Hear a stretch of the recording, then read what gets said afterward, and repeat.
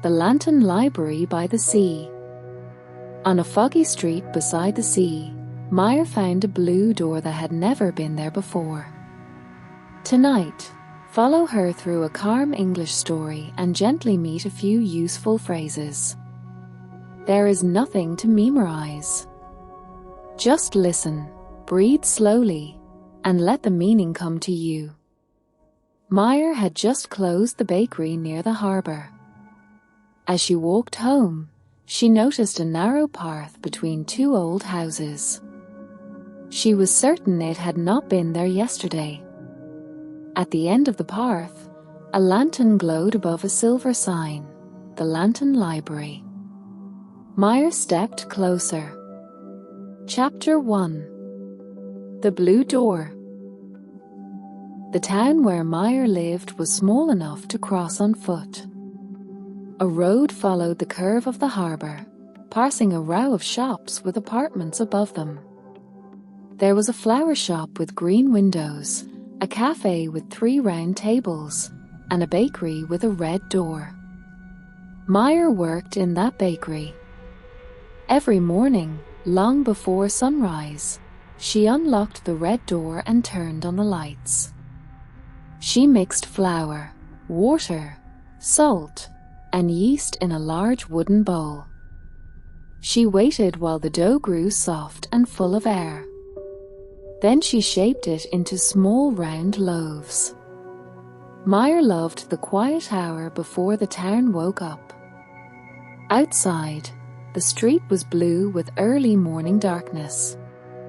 Inside, the ovens warmed the room. Soon the first bread of the day filled the bakery with the smell of wheat and butter. At 7 o'clock, fishermen came in for coffee. At 8, parents bought rolls for their children. Later, visitors walked down from the railway station and pointed at cakes behind the glass. Some visitors spoke English. Meyer had studied English for several years. She could read simple books. She could understand many songs. When she practiced alone, the words seemed clear. But when a real person stood in front of her, waiting for an answer, something changed. Her thoughts became fast. Her voice became small. Words she knew well seemed to hide from her. That evening, a traveller had entered the bakery shortly before closing. He had looked at the bread and asked Meyer a simple question in English. "Which loaf would you recommend?" Meyer understood him. She wanted to say that the round brown loaf was fresh, soft inside, and very popular. She knew every word she needed. Still, she could not begin. After a long pause, she pointed at the loaf and said only, "This one." The traveller smiled and bought it. He had been kind. Nothing bad had happened. Yet Meyer thought about the moment for the rest of the day. When the bakery closed, she cleaned the counter twice. She arranged the chairs. She checked the door. Then she put on her dark blue coat and stepped outside. The harbour was quiet. A soft fog rested over the water, and small golden lights shone from the fishing boats.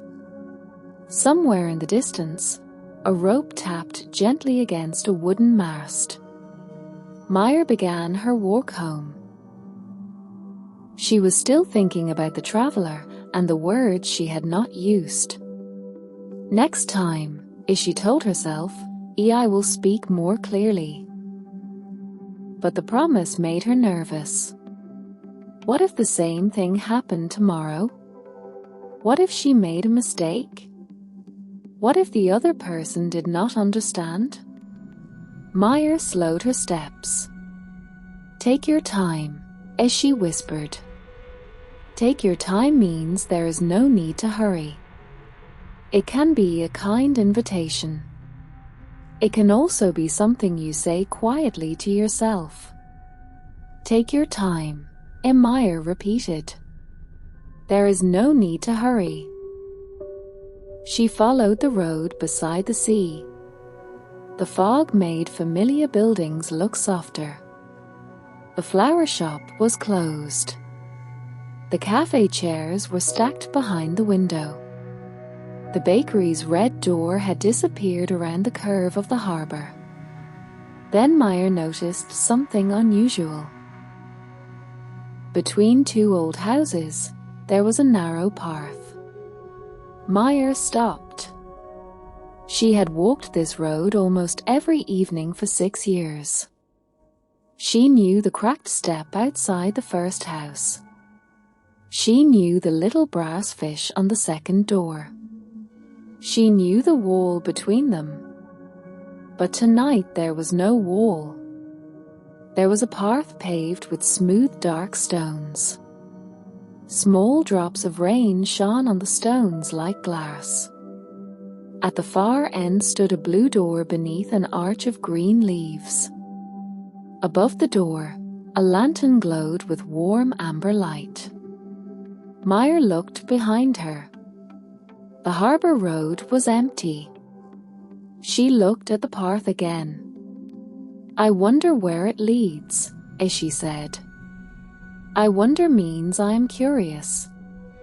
I want to know, but I do not know yet. Meyer took one step onto the path. Nothing strange happened. The stones were firm beneath her shoes. The lantern continued to glow. She took another step. As she moved closer, she saw a small silver sign beside the door. It read, "The Lantern Library. Open to anyone who needs a quiet place." Meyer smiled at the unusual words. I wonder what is inside. She lifted her hand toward the door, then stopped. Perhaps the library was closed. Perhaps it belonged to someone who did not want a visitor. Perhaps she should return tomorrow in daylight.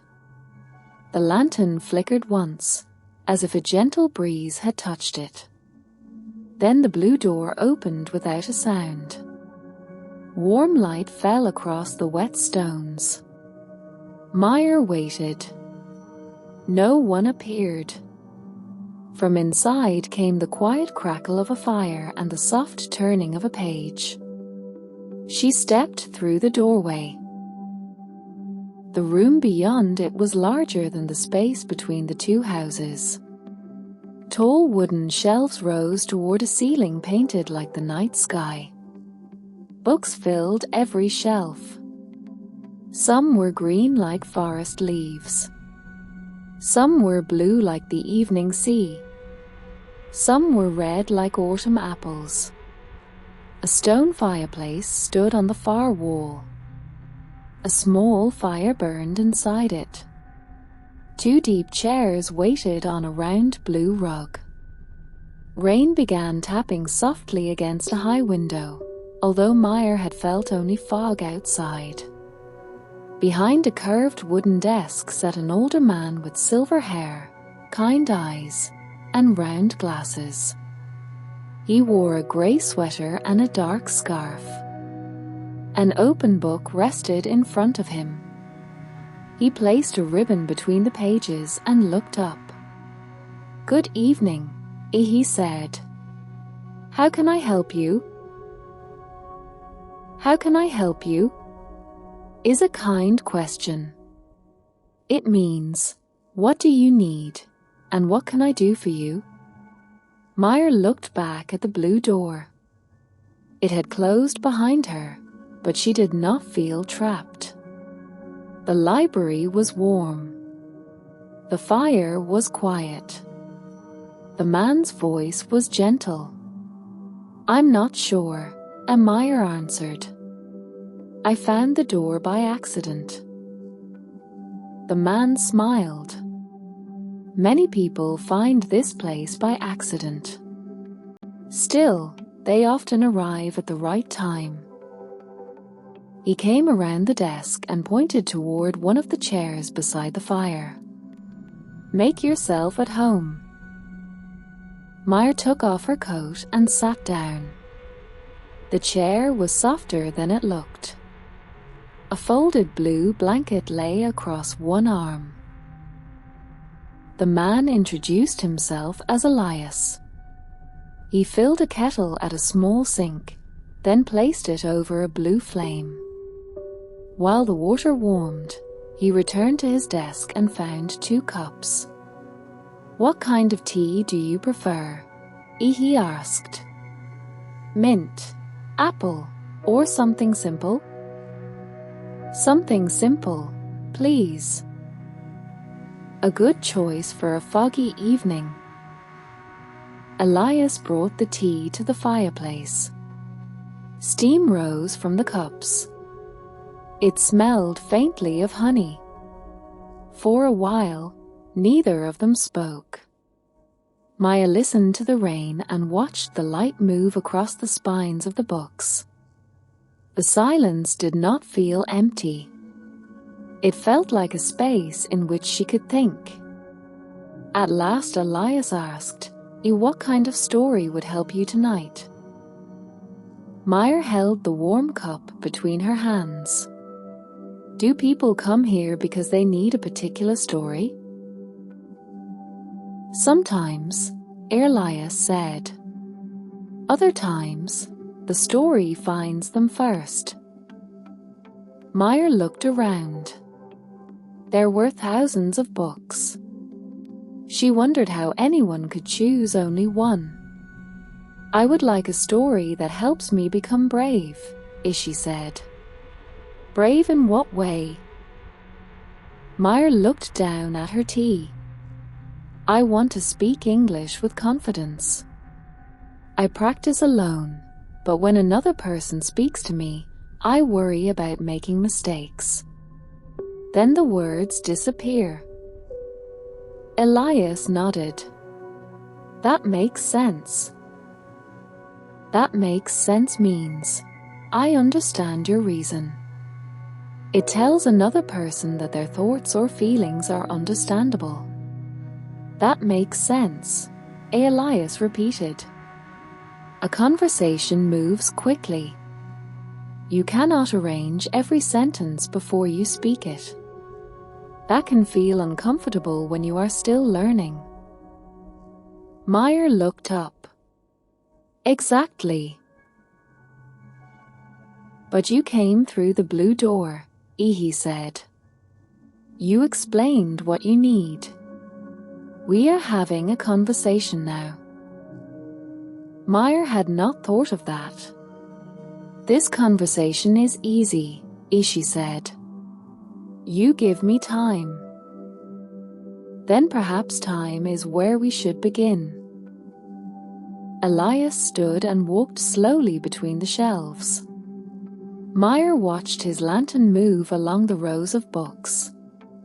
He passed books about distant cities, quiet gardens, mountain trains, and houses built beside rivers. He stopped once, continued, then disappeared behind a high shelf. Meyer waited beside the fire. The rain grew softer. Somewhere above her, a wooden clock marked the passing seconds with a slow, steady sound. After a few minutes, Elias returned carrying a small blue book. On its cover was a silver boat beneath the moon. This book is called The Island of Quiet Voices, he said. He placed it in Meyer's hands. The cover felt cool at first, then gently warm. The silver boat seemed to shine when it caught the firelight. Would you read the first page aloud? Elias asked. Meyer opened the book. The first page held only one sentence. The moonlit boat is ready when you are. Meyer read it quietly. Elias leaned closer. A little louder, please. Meyer took a breath. The moonlit boat is ready when you are.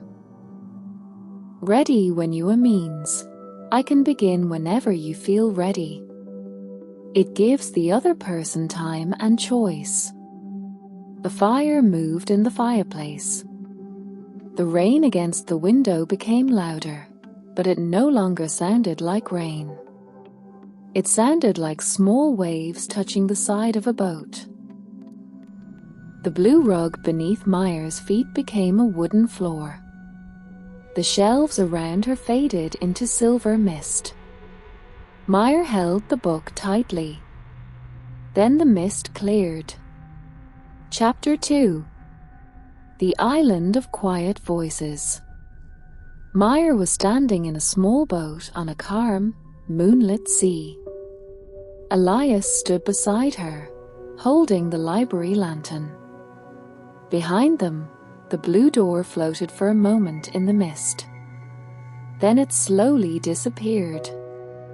The boat had a single white sail. No rope held it, and no one guided it, yet it moved smoothly across the water.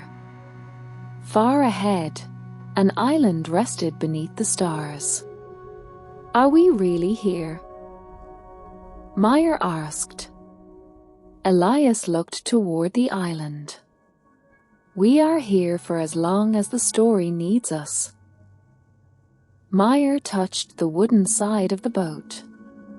It felt solid. A fine mist cooled her fingers. What will we find there? We will find out. Meyer waited for an explanation, but Elias simply smiled. The sea was almost still. Moonlight rested on it like a long silver ribbon. The boat followed that ribbon toward the island. Meyer listened carefully. She heard the water moving below them, the soft pull of the sail, and a distant bell from somewhere beyond the mist. Is that bell on the island? I wonder, Elias said. Meyer smiled. You know more than you are telling me. Perhaps. But knowing the end too early can make a journey feel smaller. The boat continued. As they came closer, Meyer saw a beach of smooth white stones. Behind it stood a garden filled with pale flowers. Tiny lights floated among the leaves like fireflies. The boat touched the shore so gently that Meyer almost did not notice. Elias stepped onto the stones and held out his hand. Meyer followed him. The air smelled of salt, lavender, and something sweet she could not name. At the edge of the garden stood a wooden post with 3 signs.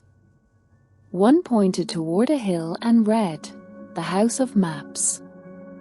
Another pointed through the trees and read, "The Listening Garden." The third pointed along the shore and read, "The Old Lighthouse." Beneath the signs hung an empty hook.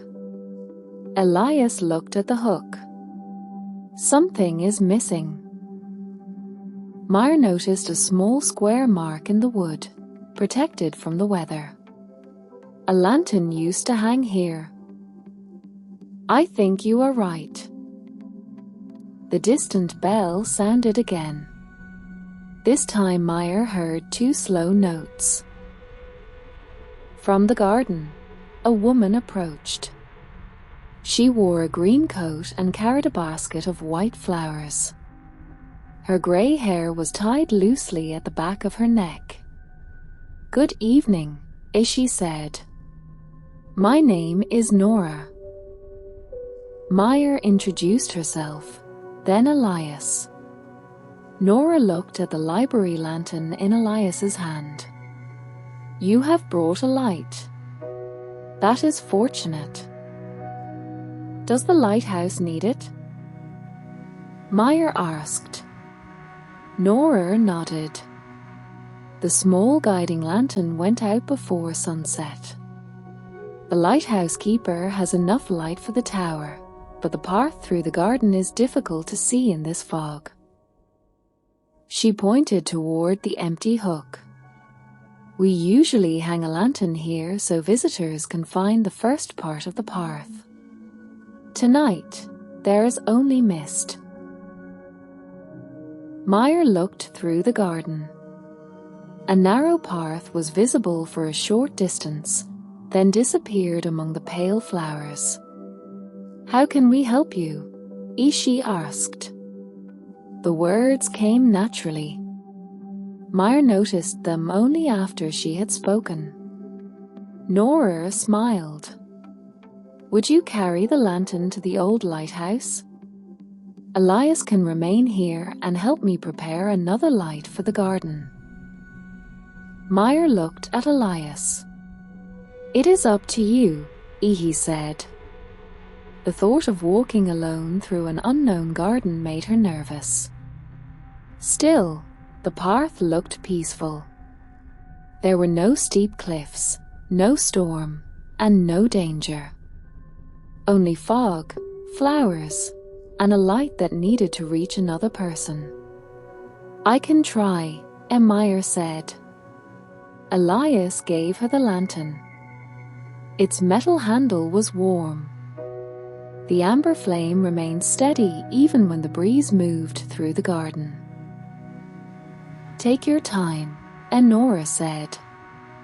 "The path is marked with white stones. If you are uncertain, stop and look carefully." Meyer thanked her and entered the garden. For the first few steps, she could still hear Elias and Nora behind her. Their voices grew softer until they became part of the wind. The path curved between beds of night flowers. Some blossoms were wide and white. Others were small and blue. When Meyer passed them, they moved gently, although the air was still. She followed the white stones. Soon she reached a low stone arch. Words were carved across the top. "Speak kindly, and the way will open." Beyond the arch, silver mist covered the path like a curtain. Meyer raised the lantern. Its light entered the mist, but the mist did not move. She searched for another path. There was none. On one side of the arch stood a small wooden box. Meyer opened it and found a folded card. The card read, "Say something true," in a clear voice. Meyer looked through the arch. "I am carrying a lantern," she said. The mist moved slightly, then settled again. She tried another sentence. "I am walking to the lighthouse." The mist became thinner, but the path remained closed. Meyer thought about the bakery. She thought about the traveler who had asked for a recommendation. She thought about all the words that had hidden when she needed them. Then she remembered Elias beside the fire. "I am learning," she said. The mist moved. "I can take my time." The white stones beneath the arch began to shine. Meyer held the lantern a little higher. "I do not need to be perfect. I can make a mistake and keep going." The silver mist opened like two curtains. Beyond it, the path continued up a gentle hill. Meyer stepped through the arch. She felt surprised, then pleased. Her words had not been beautiful or difficult. They had simply been true. "Keep going," as she whispered. Keep going means continue. You may be slow. You may need to pause. You are still moving forward. The path climbed through a group of small olive trees. Their leaves shone silver beneath the moon. Here and there, low stone walls divided the hill into quiet gardens. Meyer walked slowly. Whenever the fog became thick, she stopped and looked for the next white stone. She did not need to see the whole path. One stone was enough. After a while, she heard water flowing. A narrow stream crossed the path. A flat wooden bridge passed over it, but one of the bridge boards had moved out of place. Beside the stream sat a young man with a canvas bag. He was studying a paper map beneath a small lamp. When he saw Meyer, he stood. "Good evening," he said. "Are you going to the lighthouse?" "Yes," Meyer answered. "I am carrying this lantern to the lighthouse keeper." "Then we are going the same way. My name is Thomas. I deliver letters around the island." He lifted the canvas bag. "Tonight I have one letter left, but the fog covered the path." Meyer looked at the map. "Do you know where we should go?" "I know the general direction. The bridge is the problem." They examined the loose board. It was not broken. It had slipped to one side, leaving a space near the middle of the bridge. "Could you hold the lantern?" Meyer asked. "I think I can move the board." Thomas took the lantern while Meyer knelt beside the bridge. The board was heavier than she expected. She pulled once, but it did not move. "Would you like some help?" Thomas asked. Meyer nearly said no. She was accustomed to doing things alone at the bakery. Then she remembered that asking for help was also part of a conversation. "Yes, please. Could you lift that end?" Together they raised the board and placed it across the open space. It settled into 2 grooves in the bridge. Thomas tested it carefully with one foot. "That should work," he said. "That makes sense," Meyer replied. "The grooves keep it from moving again." They crossed the bridge one at a time. On the other side, Thomas returned the lantern to Meyer. "Thank you for asking me to help," he said. Meyer laughed softly. "Thank you for helping." They continued together. The path entered a grove of tall trees. Their branches formed a roof above them. The lantern painted warm circles on the trunks as they passed. Thomas asked where Meyer lived. For a moment, her old fear returned. She wanted to prepare every sentence before answering. Then she looked at the next white stone. "I live in a small town by the sea," she began. "I work in a bakery near the harbor." "What do you make there?" "Mostly bread. We also make cakes, fruit pies, and small biscuits with honey." "Which bread would you recommend?" The question was almost the same as the traveler's question that evening. Meyer felt the familiar pause. This time, she did not fight it.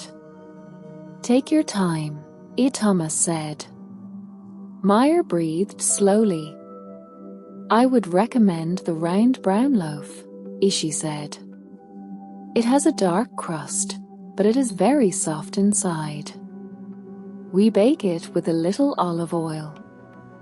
It is especially good when it is warm." "That sounds excellent," Thomas said. Now I wish I had brought something to eat. Maya reached into the pocket of her coat. Before leaving the bakery, she had placed 2 small rolls inside for her walk home. Somehow, they were still there. She gave one to Thomas. They stopped beside a stone wall and ate the rolls beneath the trees. The bread was no longer warm, but it tasted familiar. Maya thought of the bakery ovens, the flour on the counter, and the first quiet hour of the morning. What do you like most about your work? Thomas asked. Maya considered the question. I like making something slowly, as she said. Bread cannot be hurried. You mix it, wait, shape it, and wait again. At first, it looks simple. Then time changes it. Thomas nodded. People are sometimes like that. What do you mean? We practice something, but we cannot always see the change immediately. Then one day, we notice that an old difficulty has become easier. Maya looked at the lantern. That makes sense, she said. They finished the bread and continued. Beyond the trees, the path reached the top of the hill.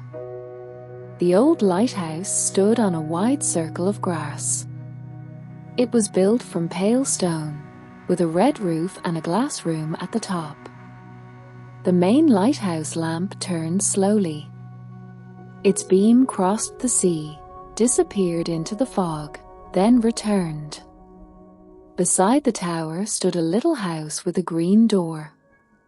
Warm light shone from its windows. Thomas checked the address on his last letter. This is the place. Before they could knock, the green door opened. An elderly woman stood there wearing a thick blue sweater. Her white hair was gathered in a loose braid. You found the path, she said. We did, Thomas answered. I have a letter for you. The woman accepted the envelope, then noticed Maya's lantern. And you have brought the guiding light. Come inside. The night is cool. Her name was Alma. She cared for the lighthouse with her brother, who was upstairs checking the main lamp. The round front room was simple and comfortable. A kettle sang quietly over a blue flame. A map of the island covered one wall. Small notes were pinned beside different villages, parts, and gardens. Alma placed the guiding lantern in the window. Its amber light shone down the hill, marking the path for anyone still walking through the fog. There, she said. Now people will know where to go. She poured tea into 3 small cups and invited Maya and Thomas to sit beside the window. The letter Thomas had delivered rested unopened on the table. Aren't you curious about it? Maya asked. Very curious, Alma said. But the tea is ready now. The letter will still be there in 10 minutes. Maya smiled. You take your time. Whenever I can. A lighthouse teaches patience. The light turns, the tide changes, and the boats arrive when the sea allows them. They drank their tea while the main beam moved across the windows. Alma asked Maya about her town. Maya described the harbour, the flower shop, the cafe, and the bakery with the red door. She told Alma about the quiet hour before sunrise and the first bread coming out of the oven. This time she spoke without planning every sentence. Once, she used a word that did not fit. She stopped, smiled, and tried another word.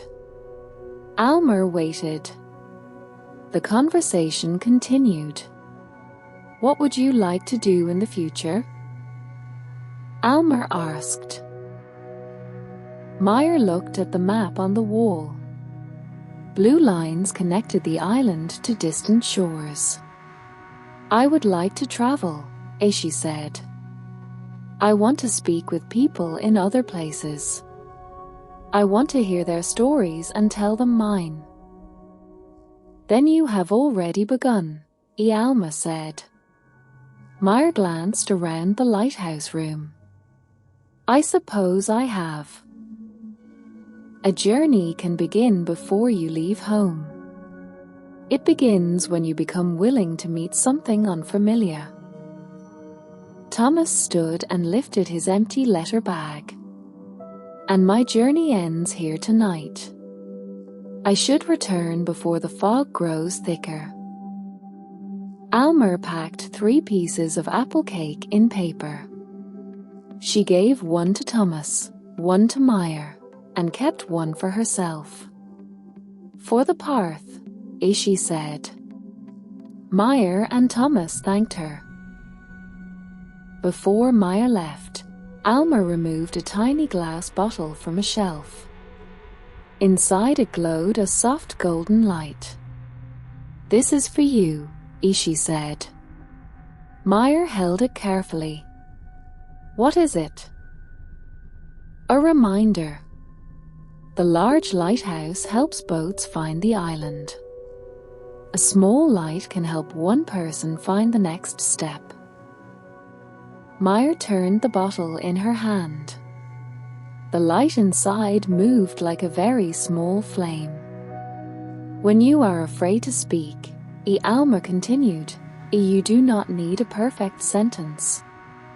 You need enough light for the next step. Thank you, Meyer said.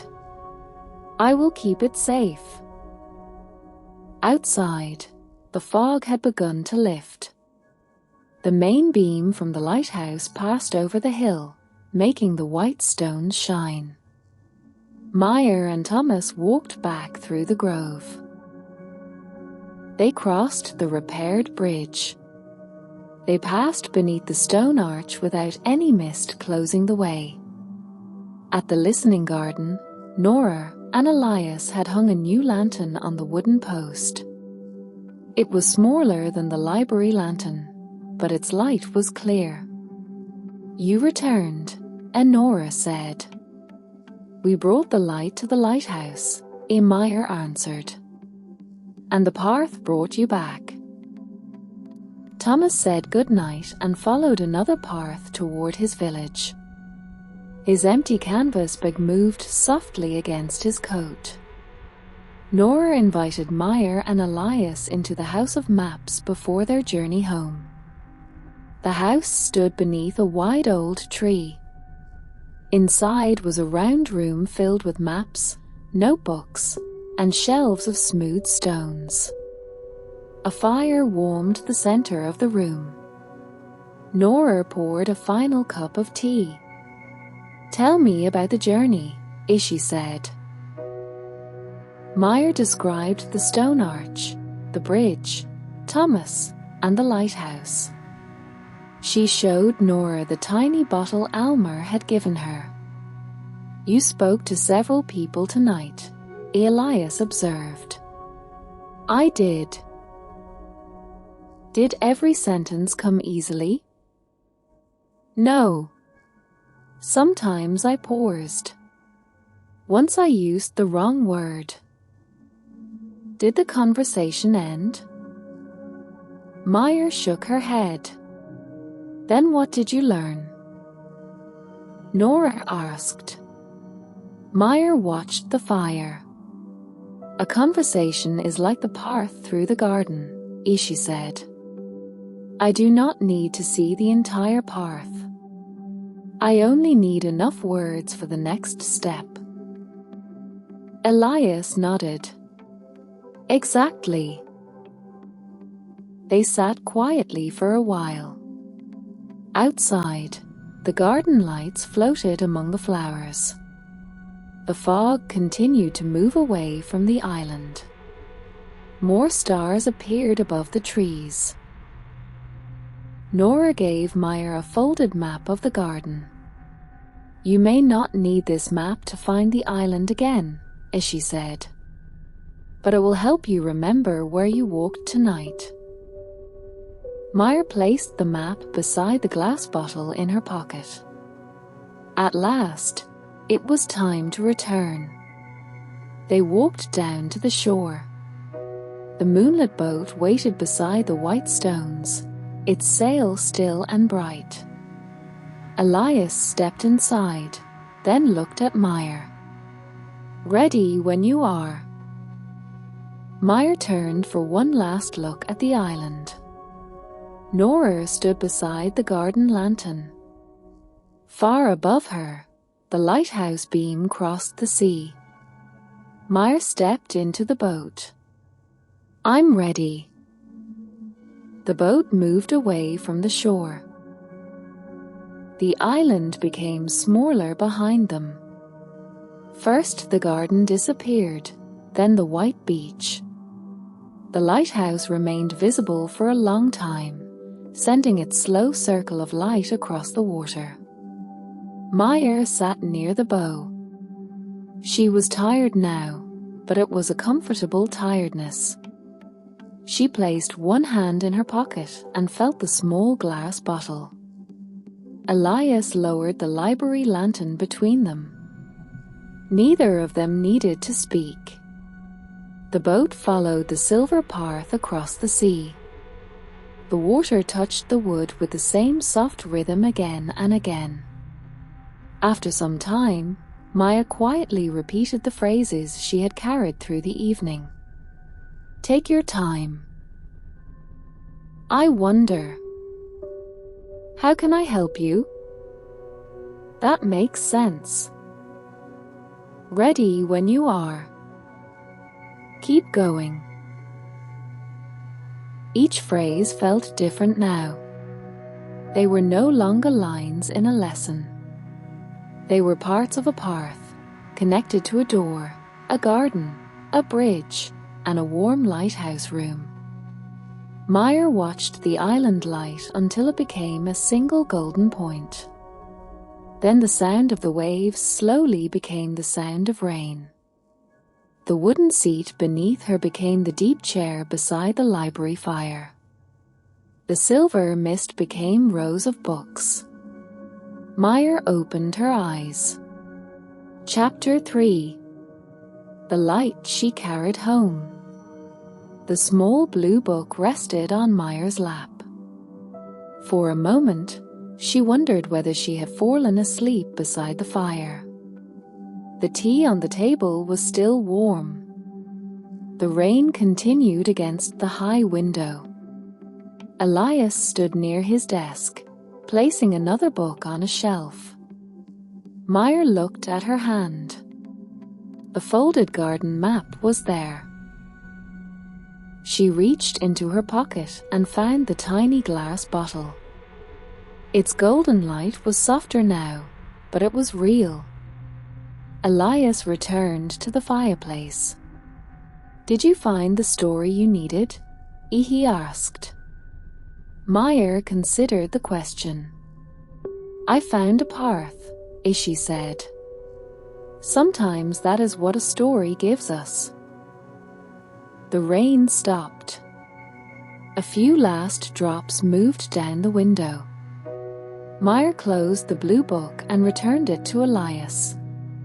May I come back and read it again? The story will be here, he answered, though it may show you a different path next time. Meyer put on her coat. The library felt even quieter than before. The fire had become a bed of red and amber light. At the blue door, she turned back. How will I find this place again? Elias adjusted his round glasses. Whenever you need a quiet place, look for a warm light. Meyer opened the door. The narrow path waited outside. The harbour fog had lifted, and the stones shone beneath the moon. She walked back between the two old houses. When she reached the road, she turned around. For a moment, the blue door was still there. The lantern above it glowed warmly. Then a light mist passed across the space. The familiar wall stood between the houses again. Meyer placed her hand in her pocket. The small bottle was warm. She continued home. The town was sleeping. Curtains were closed, boats rested against the harbour wall, and the cafe tables waited in the dark. Meyer walked slowly. She did not practice a perfect conversation. She did not make promises about tomorrow. She simply followed the road, one pool of lamplight at a time. At home, she placed the glass bottle beside her bed. She unfolded Nora's garden map and studied the simple lines. There was the beach, the stone arch, the bridge, the lighthouse, and the house of maps. Near the bottom, someone had written a sentence in small silver letters. You already have a voice. Give it time, and give it a path. Meyer placed the map beneath the bottle. Then she slept. Before sunrise, her alarm rang softly. Meyer dressed, walked to the harbour, and unlocked the bakery's red door. Inside, everything was familiar. The wooden bowls waited on their shelf. Clean cloths were folded beside the sink. The ovens were cold. She mixed the first dough of the morning. Flour, water, salt, and yeast. She pressed the dough, folded it, and waited. Outside, the dark sky slowly changed from black to blue. The first fishing boat entered the harbour. Its small light moved across the window. Meyer shaped the round brown loaves and placed them in the oven. Soon the bakery became warm. The smell of bread filled the room. At 7 o'clock, the fishermen arrived. At 8, parents bought rolls for their children. The ordinary morning began.